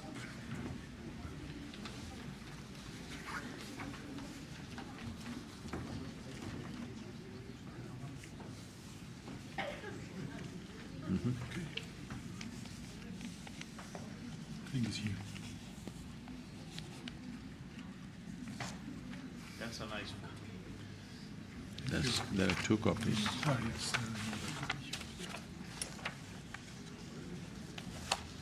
So, please.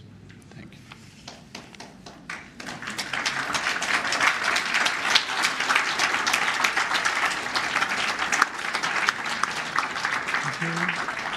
Supposed to exchange.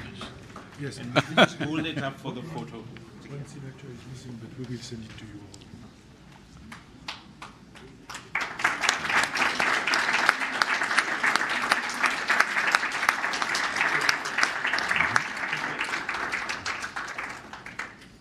Thank you. Thank you. Yes. So I will send it Yep. to you. I will send it to you over because it we need to be signed by another person. Oh, and I will that's send good. both. Thank you. Oh, you'll send both. Yeah. Thank you. Thank you. So we have to. We'll come over You here. can come here, please. No problem. Allez, here we are. La la la la la la la. La la la la la la la la. La la la la la la la. La la la la la la. La la la la la la la. La la la la la la la. La la la la la la la la la.